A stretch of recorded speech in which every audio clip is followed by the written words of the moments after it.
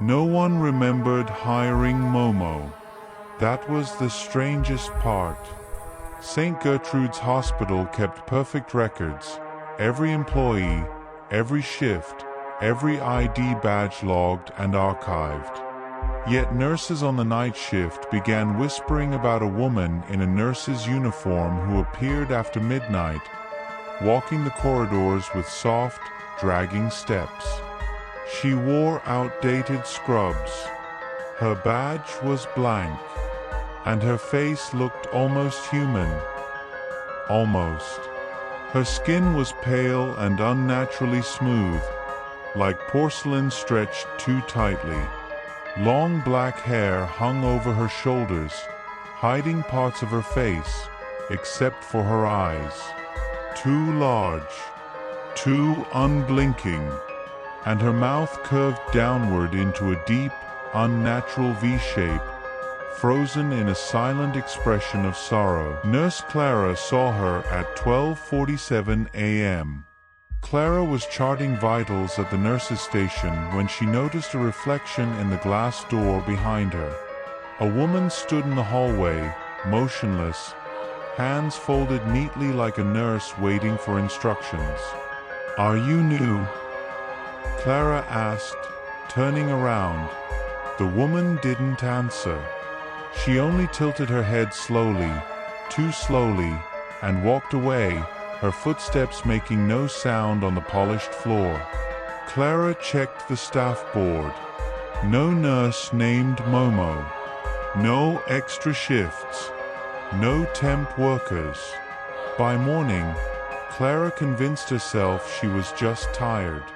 That night, another nurse saw her, walking without purpose. Momo never entered patient rooms. She never used the elevators. She never spoke. She only walked, back and forth through the darkened wards, past empty beds and humming machines. Cameras failed to capture her. Footage glitched whenever she passed, screens filling with static and warped shadows. Security guards tried to stop her once.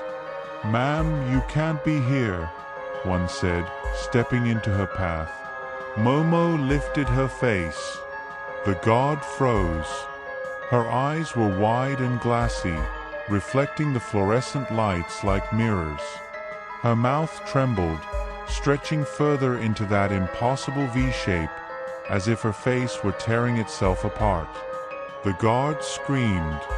When others arrived, he was alone, collapsed on the floor, clutching his head, repeating the same words over and over. "She's not employed. She's not allowed.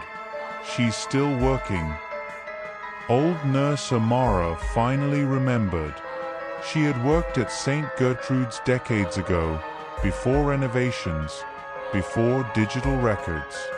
She remembered a young trainee nurse, quiet, desperate, always volunteering for extra hours. Her name was Momo.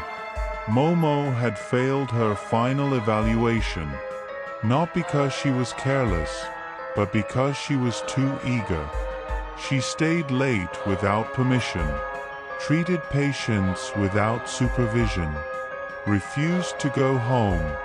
Administration terminated her immediately.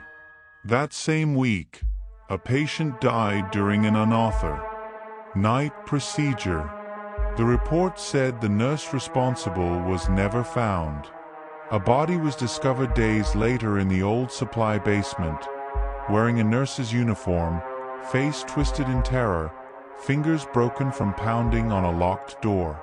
The hospital sealed the basement. They erased Momo from the records. She still has shifts to finish. Now, every night at exactly 12:47 a.m., Momo returns. She checks empty beds. She watches sleeping patients. She stands beside nurses who are alone, too close, breathing softly, though her chest never rises.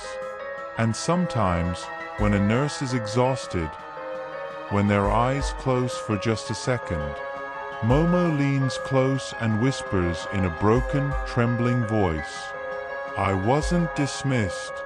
I'm still on duty. By morning, those nurses are gone. Their lockers remain untouched.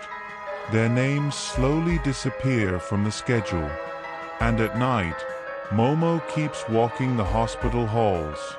The unemployed nurse, who was never allowed to leave,